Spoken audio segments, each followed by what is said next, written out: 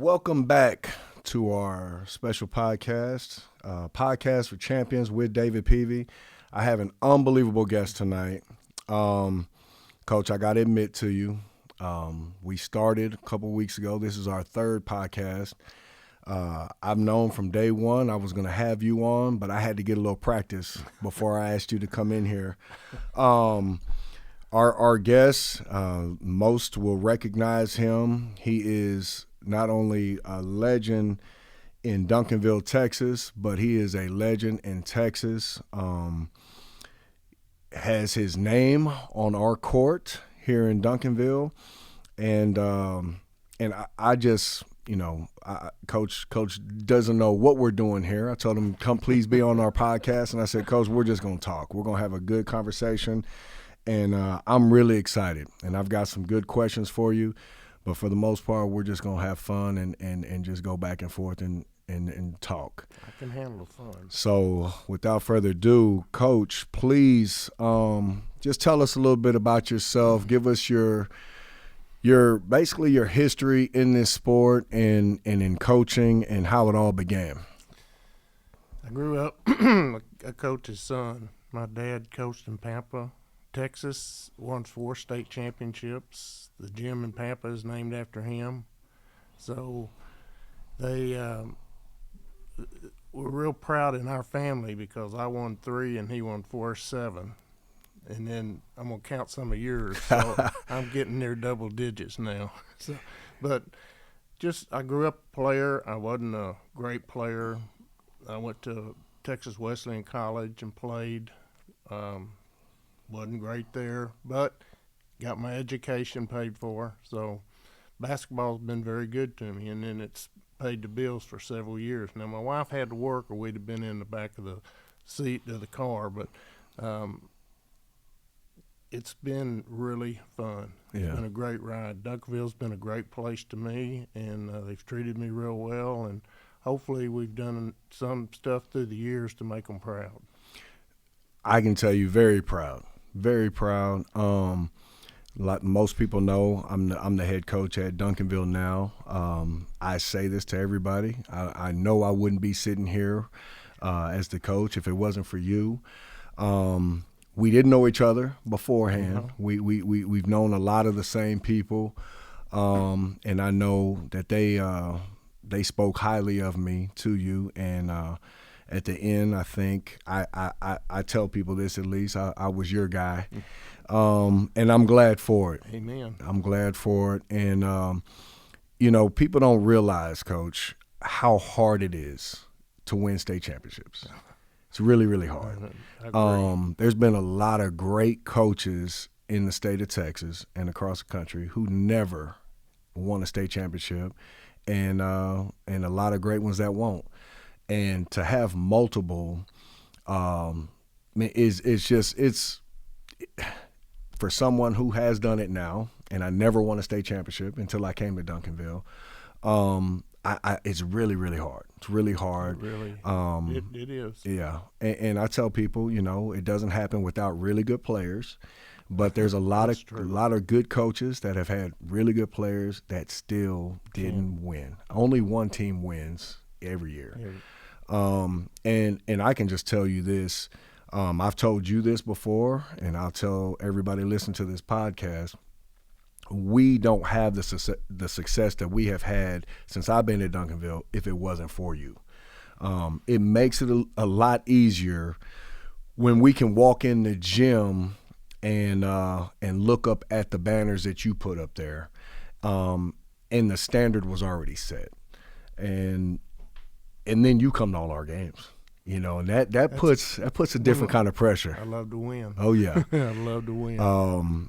Things you don't know it because you don't come to all the practices. But when you do come to practice, it gets a little bit more intense. It's like somebody turned the temperature up a little bit. My coaches get a little bit more fired up. Everybody is on their A game when Coach McNeely comes in the gym. And we appreciate you. We appreciate you and the things that you've done. That's really nice. But you're the one doing the work now. You're the one.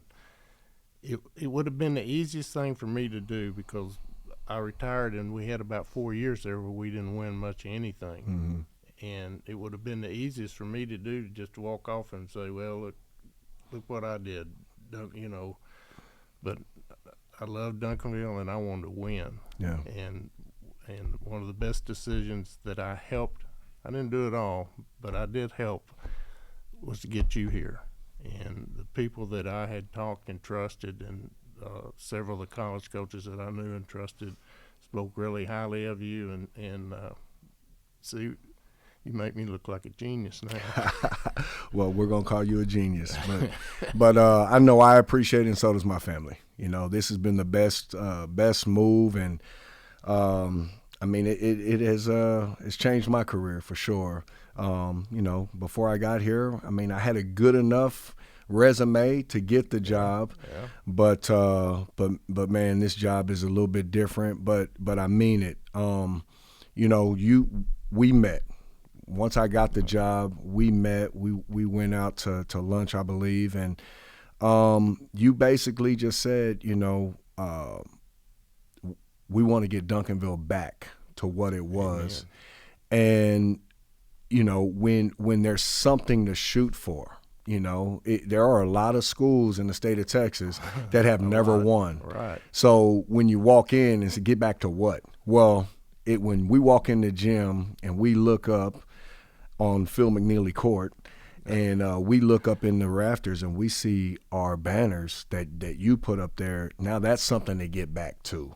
So our guys, you know, a lot of them, you know, their parents either played for you or they're related to people that played for you, and they knew what it meant to be a Duncanville Panther and boys basketball.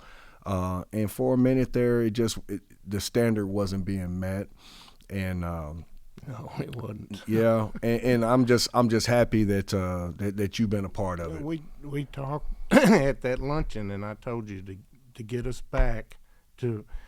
I said, yeah, you don't have to win state every year, but we want to be. Said, I don't think you heard me. I think you said you thought I said you had to win it every year. Well, that's what I heard, Coach. You're winning it every year since you've been here. Well, that's what it feels like. It feels like it's been nice. Well, I'm not gonna tell my kids that our players think we have to win it every year, but that's the standard and now. That's a culture, so, right? And you've really brought that back, and it's been fun to watch. The kids, you've had good kids. They've worked hard. You coach it, you do it the right way, and that's what I wanted. And you've gone way above my expectations, and because I know how hard it is. So yeah, it's been a nice run. It's been fun. It's been fun, and you know, one of our sayings this year is the standard is the standard. And yes, you know, in the last few years we have a certain standard, but I can tell you, the players we have now might not know it, but the standard started with you, and that's the standard I'm trying to meet every time we step on the court. So you're doing a pretty good job. Well, I appreciate it. It means a lot coming from you, Coach. Now you mentioned you answered some of my questions before I asked them. You know, who inspired you to become a coach, and I think I know, but I don't want to assume. But I want to tell some stories. I like storytelling. Pampa, Texas, rich in basketball history, and your family had a lot to do with that. But my senior year in high school was 1991. Mm-hmm. You won. Was that your first state championship? 91? Yeah, yes, okay, that was the first one. That was your first state championship in 1991. And my senior year, we lost in the state championship to Port Arthur Lincoln in 4A. Y'all were 5A. Duncanville was 5A. I played at Alamo Heights in San Antonio. We were 4A. And in the semifinals, we played Pampa and beat them in triple overtime. I don't know if you had an opportunity to see that game. I did. That, by far, was the best game I've ever played in. I think, and one of the best games I've ever been a part of. But, you know, in my coaching career, I've had some really exciting games. But that game there, I will always remember Pampa for that game and now for Coach McNeely. But back to you, Coach. Let's talk about what inspired you to become a coach. You just I looked up to my dad. My dad was my hero. Yeah. And it's what he taught me how to do. And what I figured out when I graduated from college, what do I know? What I'm gonna go do this or do that. What do you know the best? Basketball was it. Yeah. So that's what we did. And I have a twin brother that did the same thing. So he coached as well? Yes. Okay. How long did he coach? He coached about 15 years. Okay. And then he got out of it and went into private business. So he was smart. So he made a lot more money than I did. Yeah, so he was smart. I'm always asking him send a little this way. I've got a brother that did the same thing. Never did the coaching part, but he was a good player and decided he wanted to make money. And they were smarter than us, Coach. Yeah, but, I know. But so tell me about your coaching journey, though. I know a little bit about it, but what was your first coaching job? First coaching job was in Irving, Austin Junior High. I was there 1 year. Then I moved up to Irving High School under Mike Kunstad for 3 years. And then I thought I would get smart. I got out of coaching for 1 year, and I realized if I was going to be a salesman, I was going to starve to death. Right. So I got back in coaching at Duncanville. I just happened to – it's just a God thing that I – 2 years assistant here, and he left, and I got the job. Wow, I didn't know that story. I knew you coached with Coach Kunstad, and a lot of people some older coaches know Mike Kunstad was the founder of Gasso. Yeah. Great American Shootouts and Texas Hoops. I don't even know if Texas Hoops is still a thing anymore. I think they just combined with Gasso. Yeah, I think so. And if I'm not mistaken, you had a lot to do with Gasso when it first started. Well, my brother and I, then there were several other coaches too that helped him and did things, and you started small and had 10, 11 coaches that worked every weekend all through the summer doing those tournaments. Right. And I traveled and did those tournaments for years. Till I got tired of messing. People got too old to break up fights. So. Yeah. It's not a fun business. It's not an easy business. No, but now, Coach Kunstad did it for many, many, many years, and one of your former players, Sam Lowe, was his assistant for many, many years, and now Sam runs it and part owner of Gasso. Sam was our point guard on our 91 state championship team. And was kind of smart too, wasn't he? Yeah, he was pretty. And we won a state championship, and then he went back about 2 weeks later and won a gold medal in, I think, accounting. Yeah, I heard that. Special guy. And I know I've got to meet several of your former players, and it makes a lot of sense why you had a lot of the success that you did. And, I mean, I can say the same for us. Like you mentioned a little while ago, I've got really good players, but they're better people. Right. Very high character, a lot of very high academic kids. Makes a difference. Makes a huge difference. When you don't have to worry about what they're doing in that classroom or in the hallways, and we can just really focus on basketball. We're not chasing them around and bailing them out of trouble. We can get a lot done. Yep. We can get a lot done. And meeting a lot of your guys, and I know every story is not the same, but I also know, talking to a lot of them, you had a lot to do with their character development.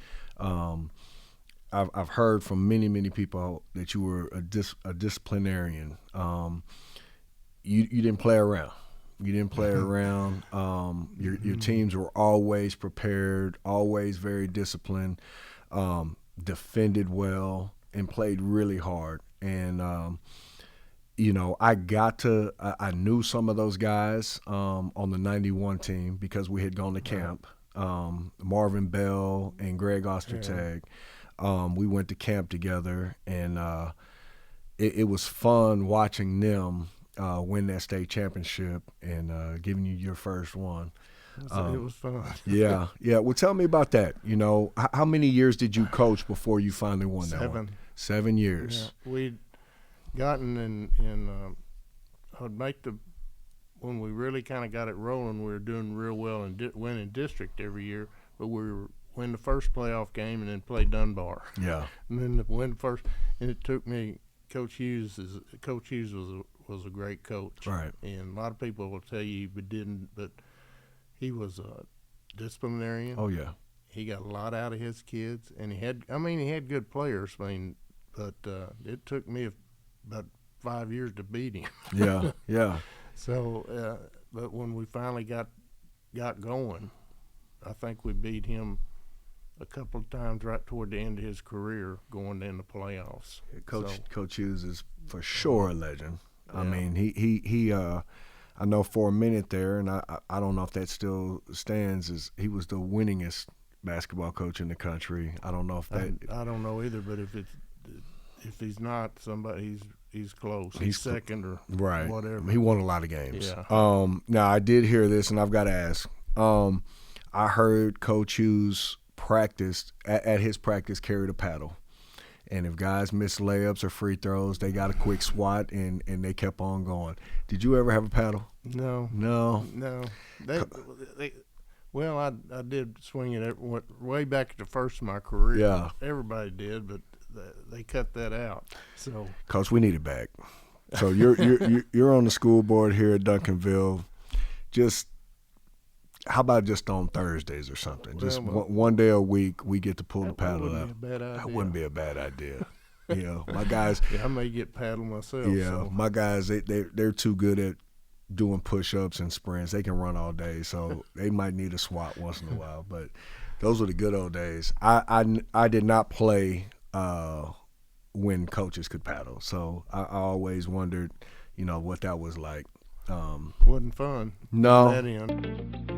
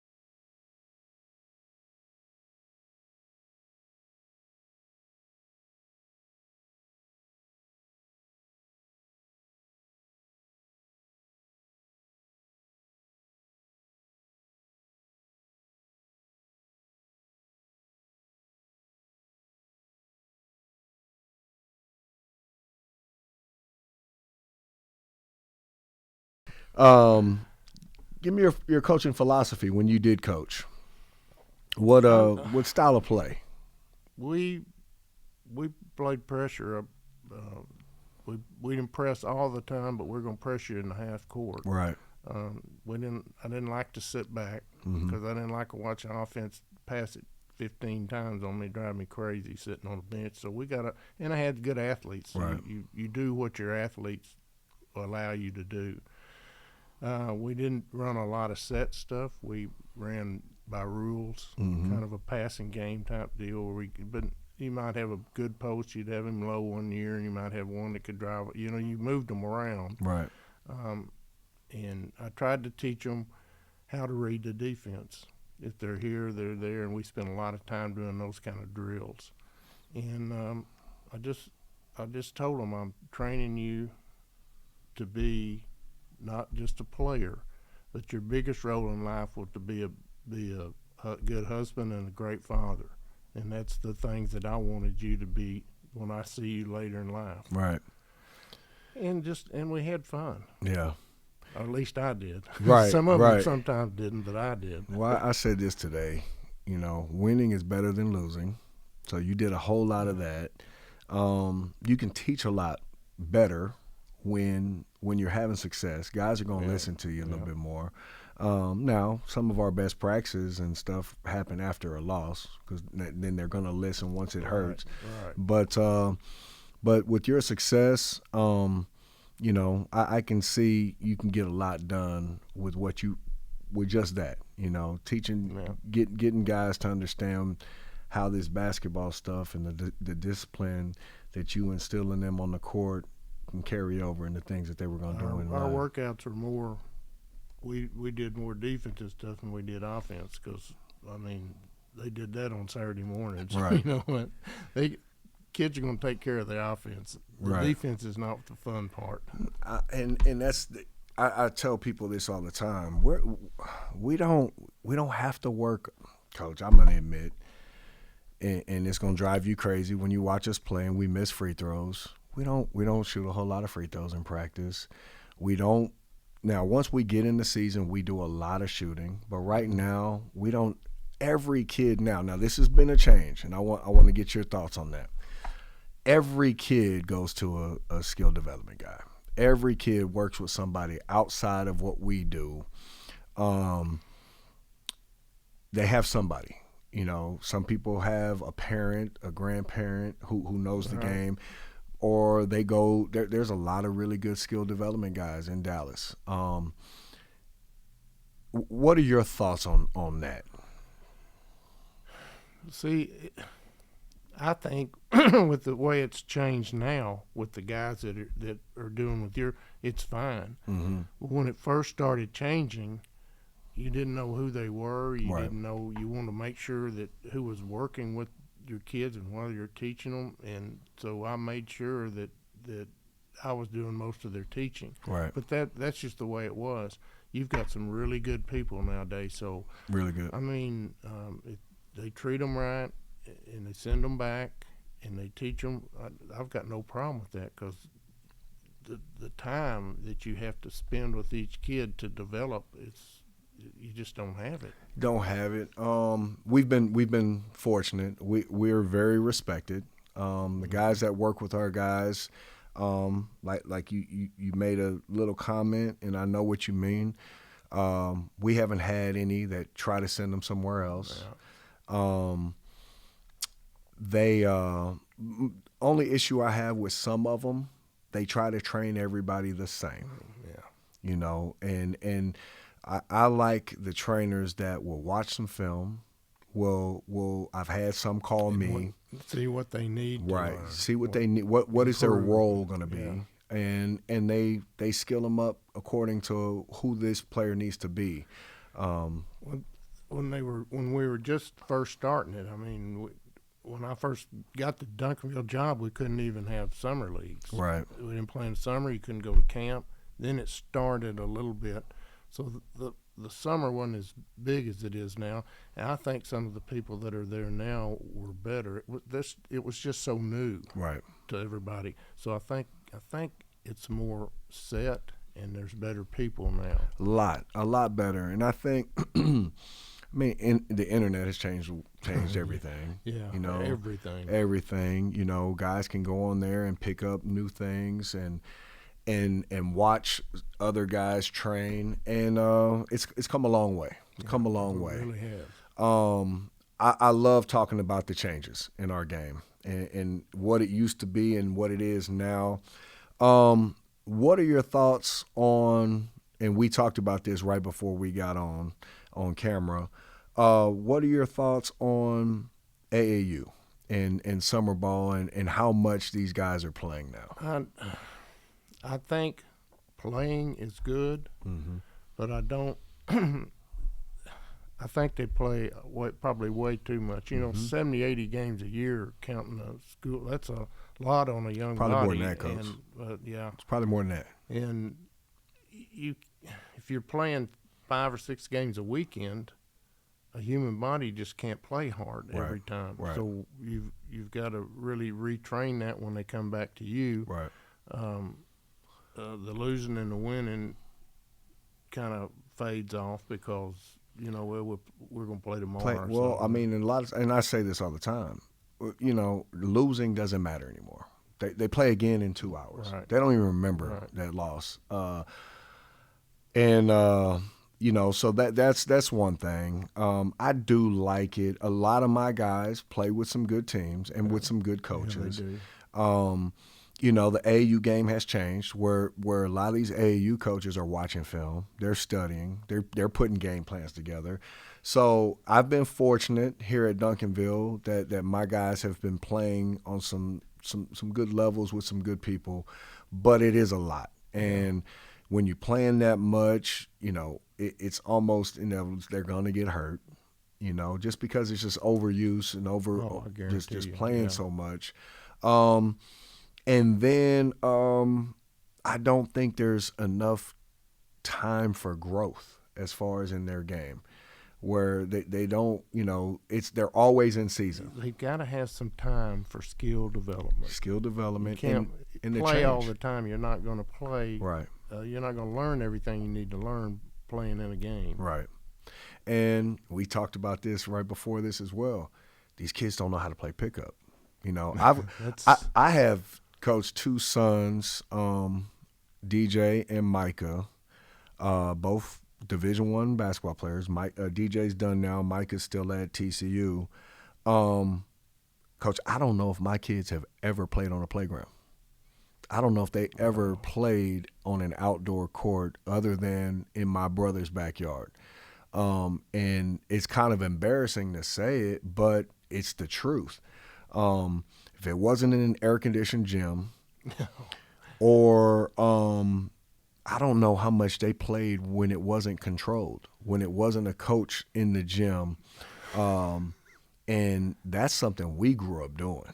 We would play all day, and we knew what courts to go to. We were on this outdoor court.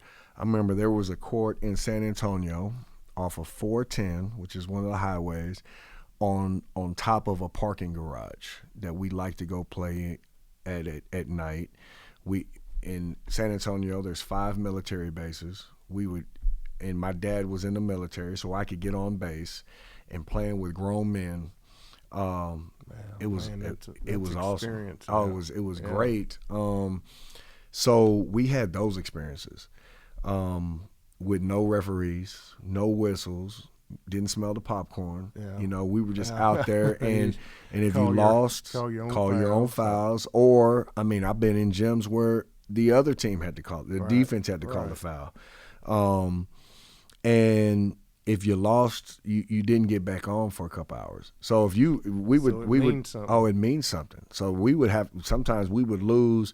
We'd have to pile back up in the car and get to the next gym. Yeah. Start heading that other way because it was going to take us too long to get on. Back on the floor. So we had different experiences, but not that one is right and one is wrong. Is different. It's different. So some of the other changes. Tell me about when you were coaching, how much film did y'all watch? We didn't watch it. I watched it. Right. I didn't. The kids didn't watch it a lot. What I found a lot of times the kids watch it for entertainment. Right. And they're looking and pointing and laughing. Laughing. And I tell them, quit laughing. Yeah. But I watched. I don't watch it like y'all watched. We didn't.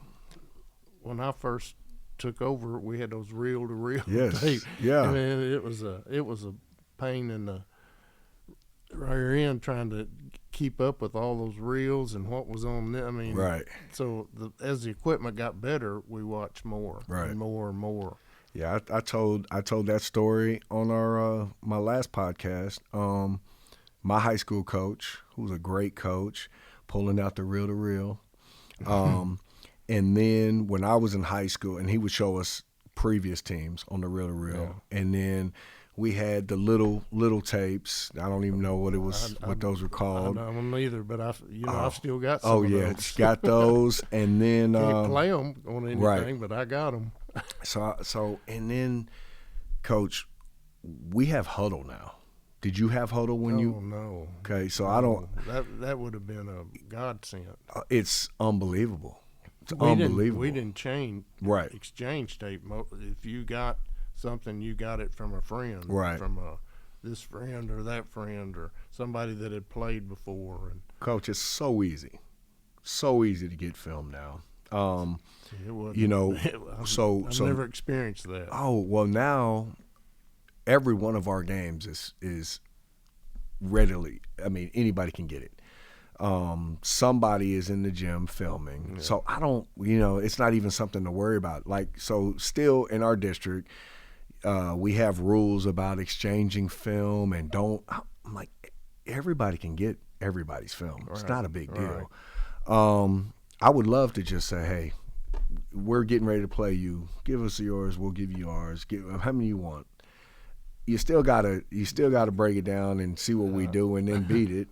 So a lot has changed. These kids, their technology, they're so savvy. They can go in there and we'll play a game, Coach. The game is over at 9:00. By 11, they're already posting a highlight film off of something that they clipped up off of Huddle. Wow. Yeah, it's just like, what are we doing? And had talks with our guys. Like, you didn't even play good. You didn't have a good game. But yet you clipped up every little move you made. Now it looks like you just – and then it's like, who are you trying to impress? Because if a college coach does see it and calls me, they're gonna want the real game. Yeah. I've got to send them what really happened. So you might not want to put that. No, you might not want to put that out there. Hide right now. Oh. So it's funny. So now you come to a lot of our games. Do you still enjoy watching basketball? Yes.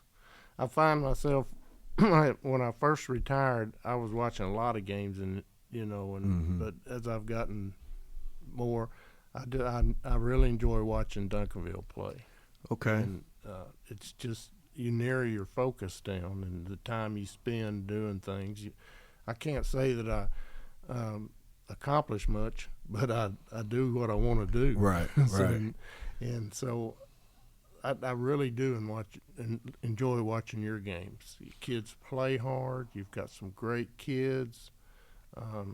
It's just you've got a really well organized program. The tapes and the things that Britt does for you, right? It's just amazing. Yeah, I enjoy watching those. I know she can't hear me right now, but she's amazing. She's a genius and the best at what she does. So she's really good. We kind of like her. But okay, so now let me ask you this: at the end of your career, let's say the last 4 or 5 years, did you enjoy watching basketball then while you were still coaching? Yes. Did you? Yes. I used to wonder and say, how I really enjoy what I'm doing. Mm-hmm. I don't see myself ever retiring. I don't. And I've had some older coaches tell me, well, you'll know. Mm-hmm. You'll know. And I did. Yeah. And that last year, and when I put it down, I missed the kids. I missed practices. Mm-hmm. I missed to see if I could get a game plan that would beat somebody, the chess match part of it. Right. Parents, principals, superintendents. Right. I didn't miss them much. Yeah, it's a lot. It's a lot in this job. But I can tell you, I ask you that because I love basketball. I love coaching basketball. I don't watch basketball a whole lot. If it's not us, I watch a lot of film of us. I watch practice. Our practices are filmed. So I go home after dinner and I sit in bed and I will watch practice and to make sure I wasn't wrong. Make sure I didn't see something that I didn't see or if I missed something.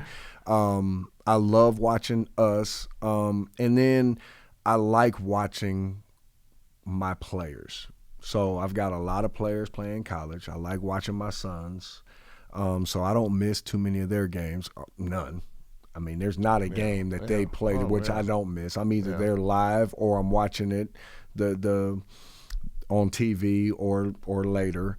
And then I've got kids all over the country, and I'll try to catch as many of their games. But other than that, Coach, I don't watch I'll watch our opponents. I'll try to, yeah. but that's it. So I don't. And when I do watch, if it's not somebody I'm watching, one of my players, I it's not enjoyable. I don't watch the Dallas Mavericks, the Spurs for enjoy. Now, if I'm watching, I'm always looking to pick something up that we can add to what we're doing. So it's I'm in a state where it's like I'm not enjoying. I'm not a fan of pro ball. Yeah. I don't. I bet I haven't seen one game this year. Yeah. Or I'll watch some college games, but I don't do that much anymore because I don't have the kids. Right. I'm not watching this game or that because I don't have the kids now. Right. I do watch some of yours when they're playing, and so that's fun. And I nearly have to have somebody I'm interested in now just to sit down and spend time to do it. You need to go to TCU games with me. With Renee, we've already said that's a goal. That's a goal this They're year. fun. They're fun. They're going to be good again. So we got to get you out of some games. It's a question I like because a lot has changed as far as this goes. You said you coached for 25 years at Duncanville. I want to know what it was like dealing with parents when you first got to Duncanville and how it changed over the years, if it did. How did you deal with parents when you first started? You learned. And I'm not saying I was really great at it, but you've learned what to say and what not to say, and you could hear and you would hear the same complaints or the same, it went with different names, and once we get a nice reputation, that and I didn't have very many parent conferences the last 4 or 5 years. I had a few, but not many. Okay, so this is what I heard. You did have parent conferences and you dealt with parents.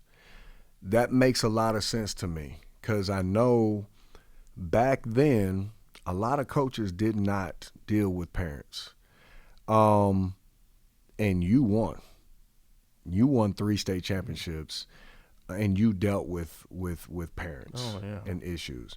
I say that because my high school coach, who I consider a great coach, took a couple of his teams to the state tournament, didn't win it. We lost in the state championship my senior year, like I've already said. And it was not a smart thing to go meet with Coach Boggess. But that's what it was like. I know a lot of coaches back then you didn't go talk about, you basically tell the coach that he's wrong. Right. Because that's basically, right. I know. And they don't agree with you. They don't agree. I always looked at it like I have their precious, that's their most precious thing they have in their lives. Right. And that I at least owed them.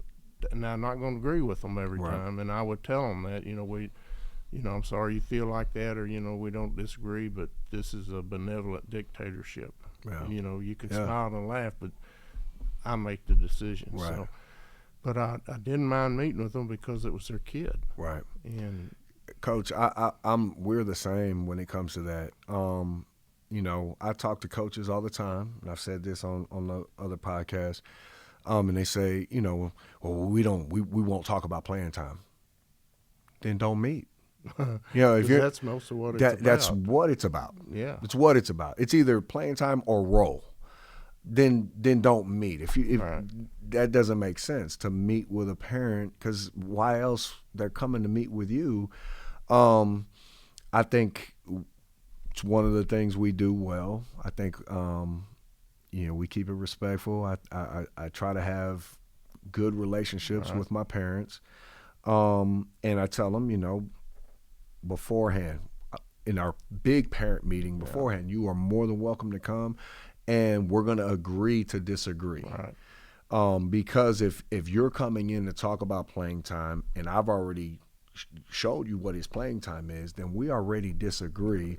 Now we can talk about what he needs to do, improve. Why it is the way it is, and we can go from there. And I think it's really important think it's really important because if we're all on the same page, Coach, these kids got to go home every night.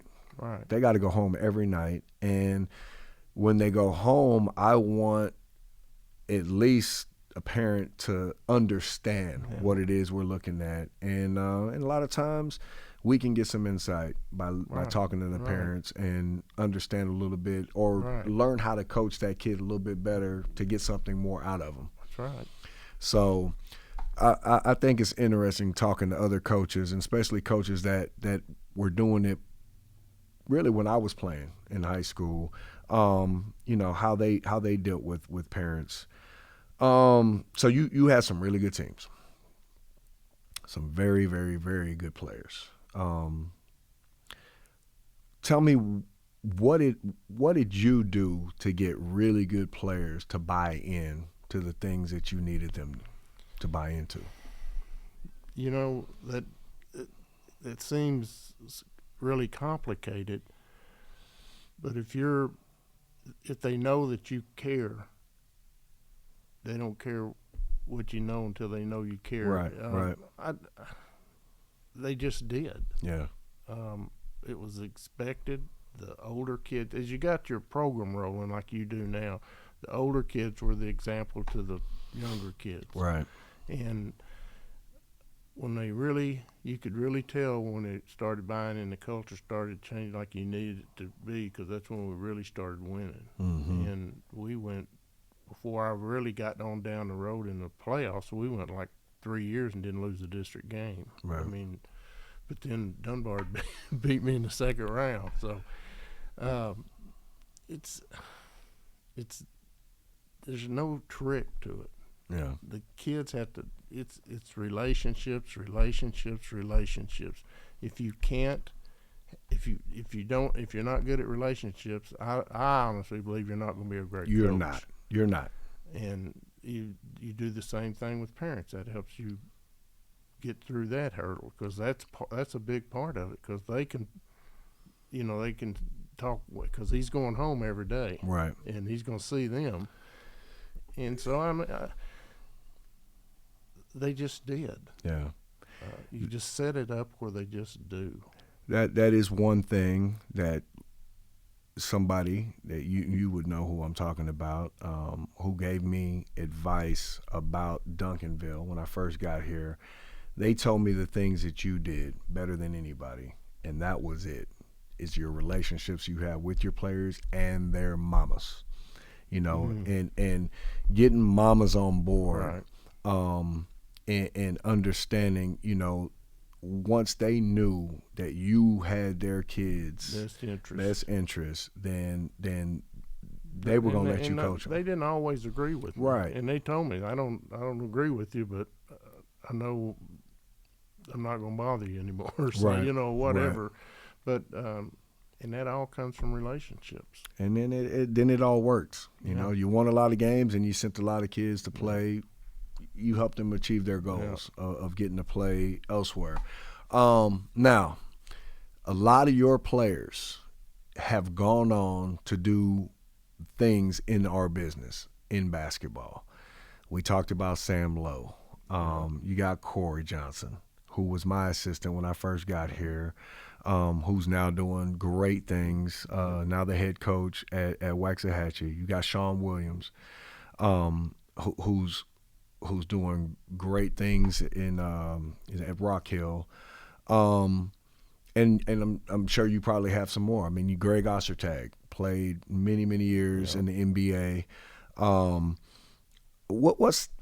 does that make you feel, knowing that you meant so much to these kids and you taught them and inspired them to keep going in this profession?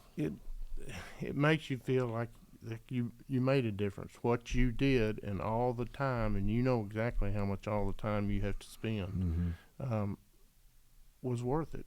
Yeah. Because that's what sometimes you can feel like coaching is a calling. Right. And I think I did right.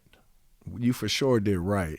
Now, here's my next question. How often have you had to reach out to any of them to say, hey, you know, you might want to do this, or I watched you, proud of you.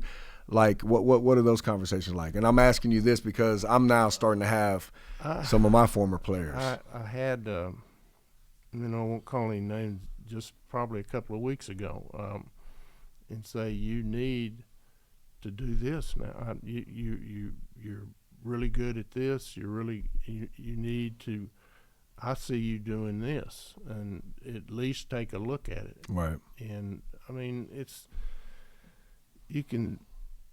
they're not really going down the wrong road. I've had them say, I'm just not as successful as it's going to be. And I said, well, you're not using your strengths. Right.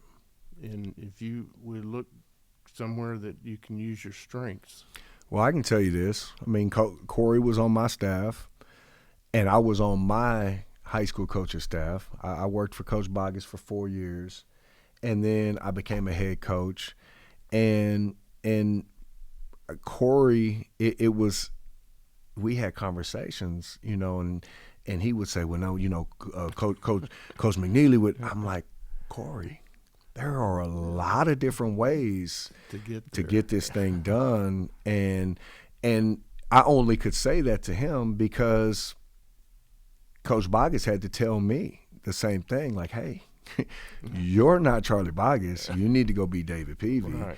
Like, yeah, take some of the things if you learned, but go be you. And I know Corey is now, you know, he's doing his thing, but he for sure has a lot of Phil McNeely in him, for sure.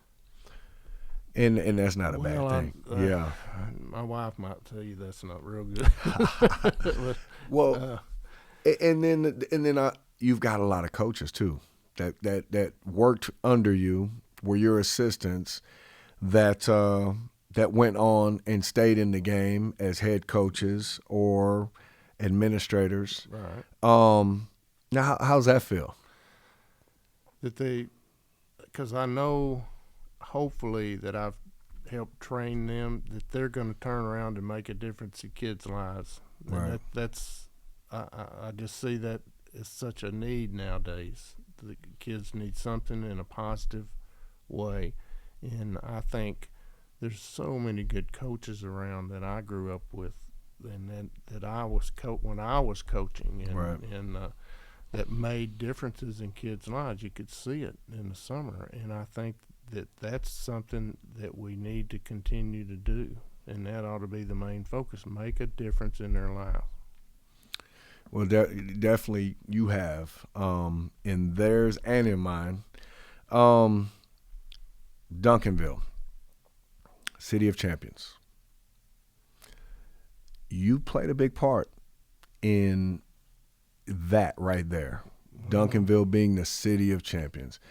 In your 25 years, winning 3 state championships, what does that set in? That you have played a huge part, and tell me what you think Duncanville boys basketball has meant to the city of Duncanville. I think if you look at the sidelights, that the basketball, the commercial that we've put all over the country. I had a kid that I saw back over Christmas he played in England for like 9 years, and he told me, he said, Coach, everybody over here, when you say Duncanville, they know where Duncanville is. Right. So, I mean, that was I'd never heard or thought of it like that, but you have maintained that, and that's what I wanted, and that's I always told you, I just want to win. Yeah. I want to win, and I want all our kids in our school system want to win in football, the girls, the band. I want all our kids to be successful. Right. And I think we're moving back to that direction. For sure. And I can tell you that is the expectation. That is, you know, we walk around, the kids on our campus carry themselves as champions, whether they're on our teams or not. Just students love the fact that they are at a place with such high standards. And being a champion means something. Oh, It means something. Amen. And with that being said, with one of your former players said, Coach, whenever I travel, and I've been traveling a lot for different reasons, I don't have very many clothes that don't say Duncanville. And every time I'm in the airport with a Duncanville shirt, every time, no matter where I fly to, I'll be walking in the airport and somebody will stop me. Say, Duncanville, Texas? And everybody knows Duncanville. Everybody. When we first started traveling and I had Oyster Tag and we went to the Windy City Classic. I don't even know if they have it anymore, but they have something that we're probably going to again next year. We went, I think it was the second year they had it. And Renee was sitting in the stands, and one of the things, some people were sitting inside Duncanville, where is that? And somebody said, Texas. I thought all they did is do rodeo down there. But now, see, that was just the start of the traveling. Right. And we're lucky in Duncanville because there's some school districts won't let the kids travel. Right. But we want them going because I think that's an experience that they need to have. Well, it's nice having people like you on our school board. For a couple more years. Yeah. Well, you have set the standard, and it means a lot that our kids get to experience the travel and seeing other parts of the country, and it's awesome. And watching our kids grow, and you know, having the things that we have in our program, like Britt. Our kids learning how to do interviews. It's awesome seeing our kids. But she is such a part of it. Right. So it's been great, Coach. I appreciate you giving me this opportunity to be the head coach at Duncanville. I know you don't want to take a lot of credit. But I'm glad that you took advantage of it. and I'm glad that you set the standard for myself and anybody else who comes through here to reach for, you know, and to live by. And, you know, it's my job and it's my goal to keep this thing going as long as possible and to make you proud in the stands. And you've done that. Well, I appreciate it. It's been fun. To get back to where we were, it's been fun. Well, let's keep it rolling. Amen. Well, I appreciate you being on, and I'm sure we'll have you on again before it's over. And before it's all over, I got to have Renee on here. First podcast. Your first podcast. I don't even know where to find them. We'll figure that out. But I said something. I need to have Renee on here. I'm afraid she'll tell too many stories. So perfect. Well, thanks, Coach. Appreciate you. How we do? 52 minutes, Coach.